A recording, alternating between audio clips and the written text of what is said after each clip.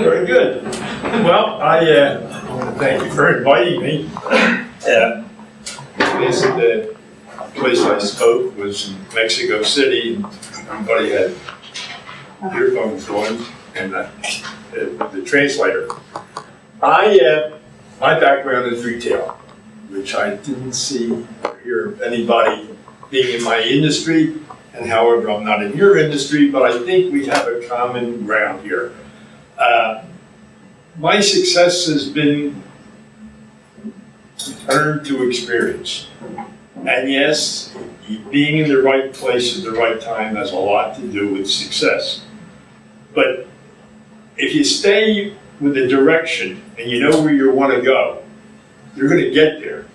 And all you've got to do is remember one thing, that there's one person out there that's more important than you, and that's the customer. And every one of you have a customer. Well, you even have a customer. Even though it's the guy that, I know somebody that's in that business, by the way. It's pretty interesting. They have about $80 million in their fund now, buying all over. Anyhow, my background started years ago, Sears Roebuck. Well, I started with Singer Sewing Machine Company. None of you are old enough to remember, well, maybe you were. Remember the company, but it used to be a big company. It used to be a company-owned store selling sewing machines. And they had sewing classes, and I loved it. I, true, was an athlete also. I played basketball at Temple University. Thought I'd make some money at it, and that's why I'm selling nothing. But from Singer, I went to Sears Roebuck, and I learned something about Sears. It was a great company those days. At Sears, I remember I was a division manager, and the store manager walked by at 8 o'clock in the morning when I'm tidying up my department, and he looked at this end cap, and he was very passionate about it. And he looked at it, wow. And I said, what's on your mind, Mr. Reese? He said, you know, what makes retail so great for me is that at 8 o'clock in the morning, this end cap is filled with merchandise. And at 9 o'clock tonight, it'll be empty. And to me, that is a wonderful service that I'm providing for the customer and for my shareholders. And that stuck in my head. Who was the most important? The customer. So from Sears, I was recruited to Montgomery Ward. It was my first time moving out of Philadelphia. And I moved to Washington, D.C., where Montgomery Ward was basically the same company. None of you remember Montgomery Ward, I'm sure, but it used to be a very big company. And from there, we moved to Chicago. All in all, just as an aside, I moved 26 times in my lifetime. Howard went to an awful lot of schools. And from Montgomery Ward, I came down to Florida. I went down to Florida to come to work for Jefferson Stores. Remember Jefferson? Yes. Okay, it was a great company in their niche. And I came into a company that was full of nepotism. I didn't know it at the time, and worked my way up to Executive Vice President and General Merchandise Manager. Montgomery Ward ended up buying Jefferson Stores, and that told me it's time to move on. I moved up to New York City, worked for W.R. Grace. Grace was a company that owned an awful lot of retail. They owned Borders, they owned Borders, they owned Herman Sporting Goods, they owned Diana Shops, they owned Office Max. They were very big in retail. And I ended up on the retail group staff and ended up going to become president of Diana Shops, women's apparel, of which I knew nothing about. But it was still the same pretense, the customer. How do you satisfy the customer? From there, I worked there for a couple years as president, and they were moved into Herman Sporting Goods. Now, I know a lot of you remember Herman's. They were a great company. The history of sporting goods, however, started with an 8-foot run in a department store, to the little corner sporting goods store, to Herman's, who was the giant. 7,000 square feet, great company, great look, was run very well. and made a lot of money.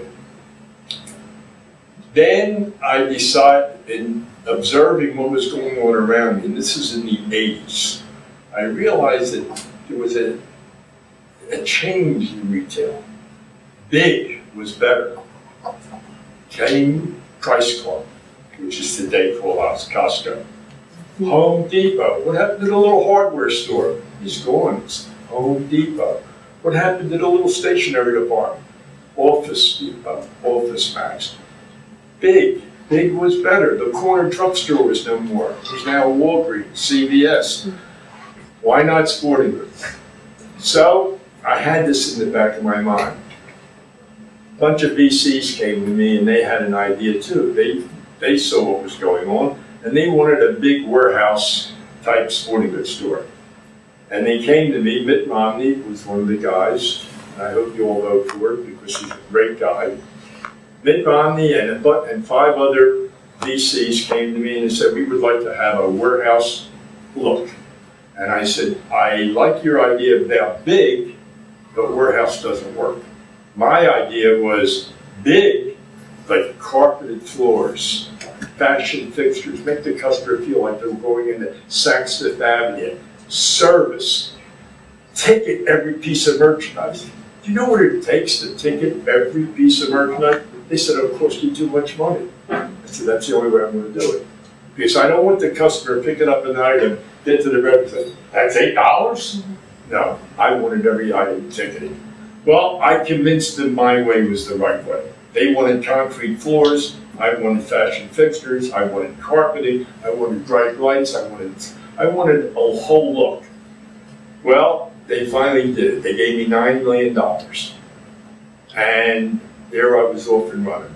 They said, well, let's put this first store in Philadelphia, New York, Detroit, Chicago, some big city where there's great population, where there's high income levels. And I said, you know, if this thing's going to work, let's take the worst market. Worst market's here. Highest age, no reflection. Oldest people and the lowest income. It's going to work here, it'll work anywhere. We opened up our first store in Fort Lauderdale on 441 in Oakland Park Boulevard. And the opening, we formed the company in May, first store opened November of '87. Instant home run. I mean, people walked in, they never saw anything like it. I wish I would have put you some commercials to show you, but the concept was different than anything you've ever seen before. The concept was everyday low price, no sales. We ran commercials with Louis Anderson, who was a big, heavy-set comedian. And there was never, the whole theory was big, big, big, service, service, service. One of the radio commercials, I love it. And they would talk about the store being so large, and they'd say, at the end, they'd say, Denmark is a small country, but it would make a great sporting goods store. That was the issue, big and everyday low price. When I say everyday low price, this was this was $1 today. It was $1 7 days. And why would we not go up and down in pricing? Because we were trying to create customer loyalty. Customer loyalty was important.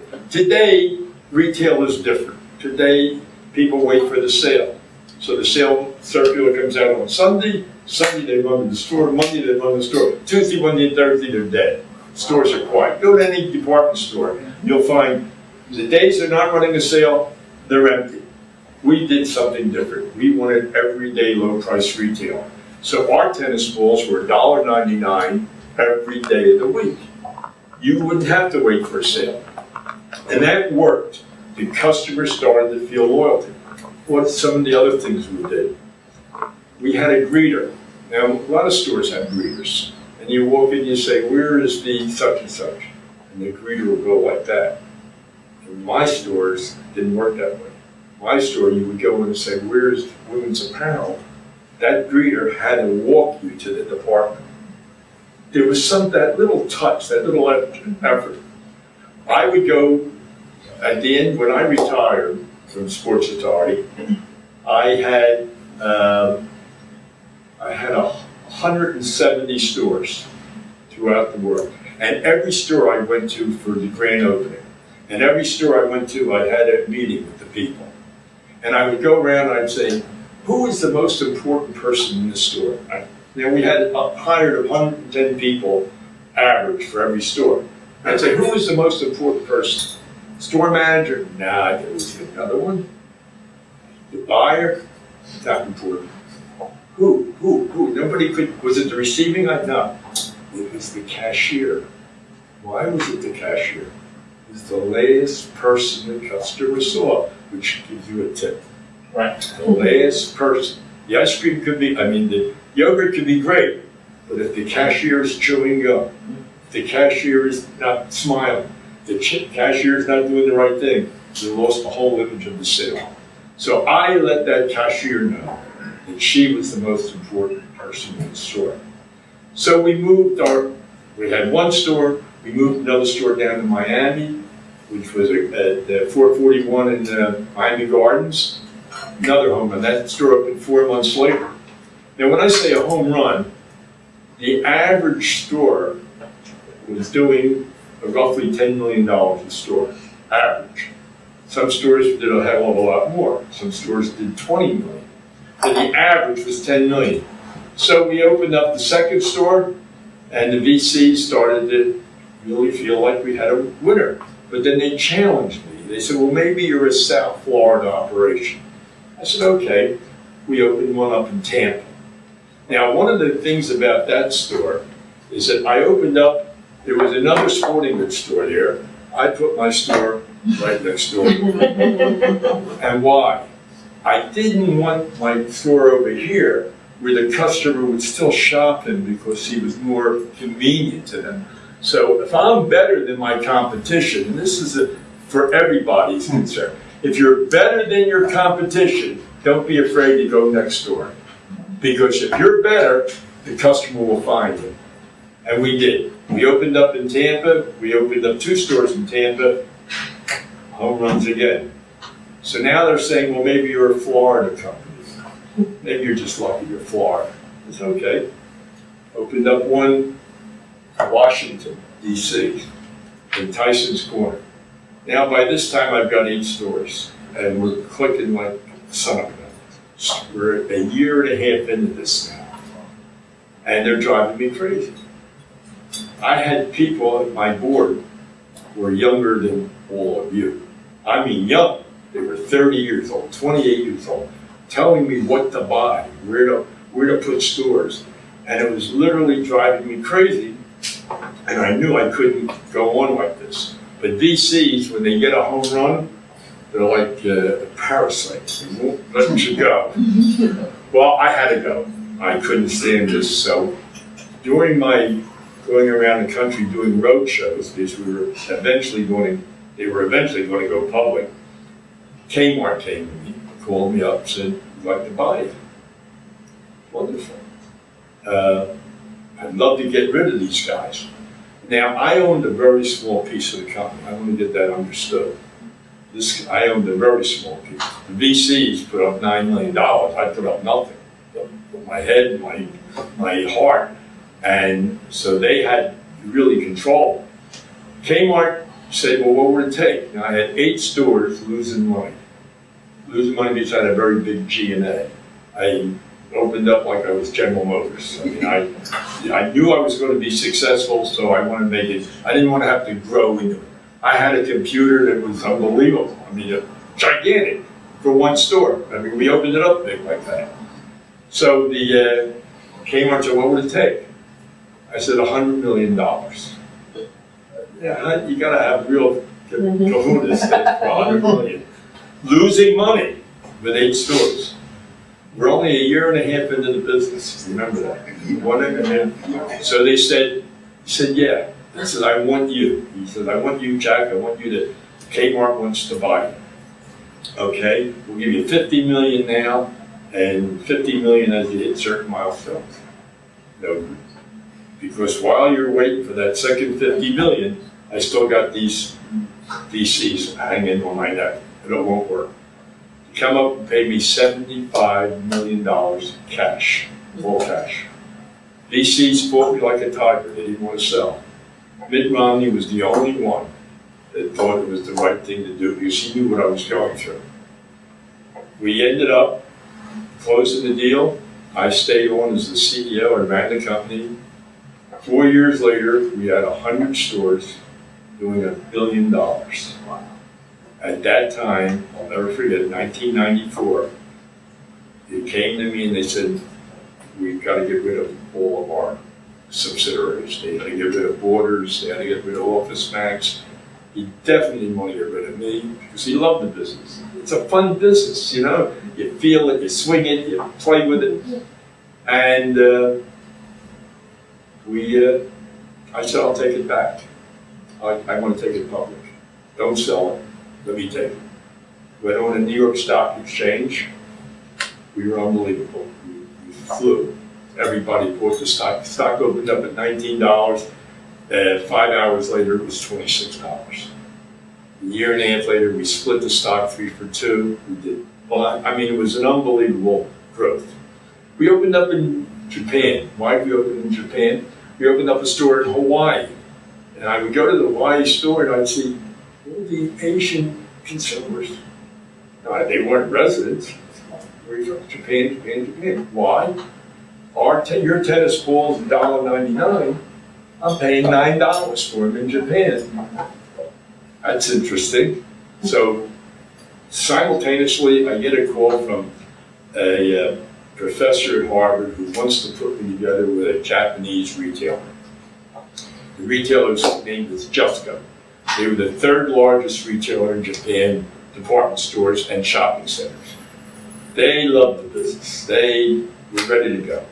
Well, it took me 10 minutes to agree to sell to them, to partner up with them, not sell. And it took me 4 months to get 51%, because I wouldn't give control. Now, other retailers have gone there before me. Toys R Us went to Japan. Claire stores went to Japan. And they all went with the Japanese owning 81% of the business. I was not going to give up control of my business. I was not going to give up control of what we stood for, what we looked like. And as I said, it took 4 months to get 51%, and we did. We opened up in Japan. It was unbelievable.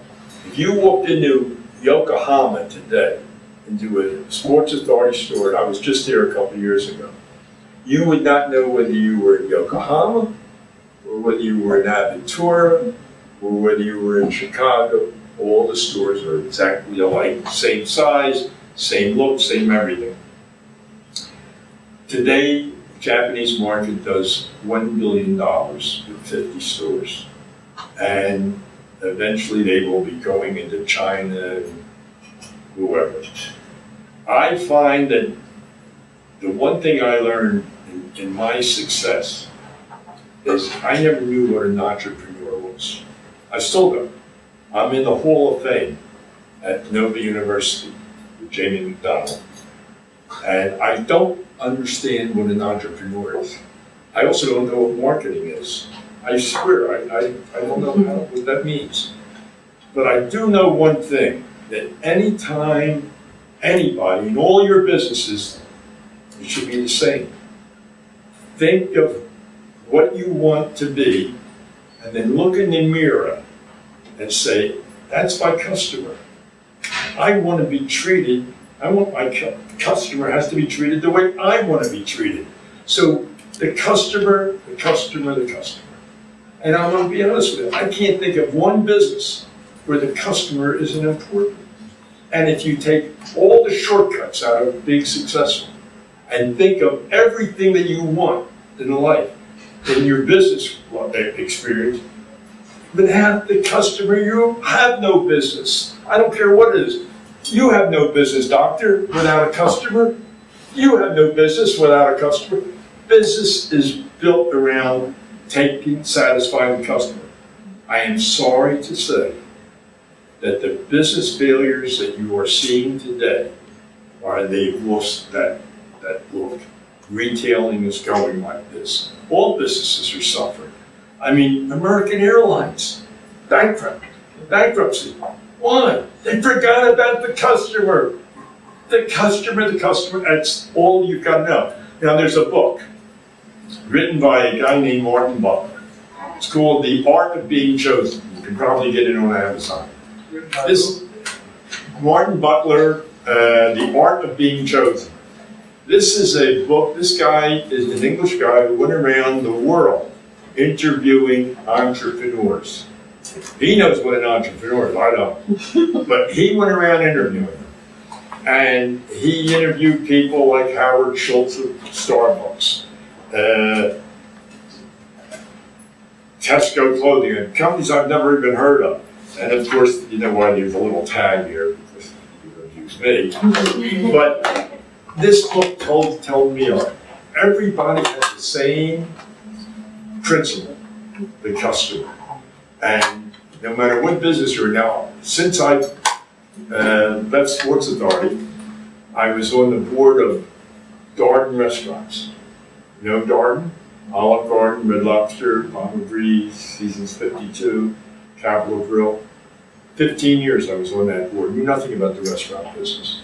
Learned a lot. Today I'm on the board of Pollo Tropical and Taco Cabana, a company called Fiesta. I've been on the board of medical services companies. I've been on the board of Beer and Wine, which is a retailer. I've been on the board of a medical company that makes TENS machines, things I never even knew. But all these companies had the same principle, taking care of the customer. That's what makes you successful. And when you forget that, when you try that shortcut, and you say, well, I can get away with this, I don't need it, you're going to fail. And that's what we're all about. You know, today the world is getting smaller. Businesses are getting smaller. You see more and more companies going out of business and going in. And I was telling my friend here, I was in New Jersey this past summer, and my daughter-in-law took me to a yogurt store called 16 Handles.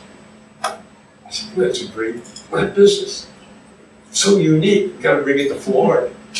And she gave me the franchise number. Then I'm going down to a ball game, and I walk into JuiceBlendz, and I see the same handles. I said, wow. Then I found out that we're all over. So every company has great growth potentials. Whether you grow and stay big is all up to you. It's if you take your eye off the ball, if you think there's a shortcut, I'm afraid not. I've seen too many businesses fail. There are no shortcuts.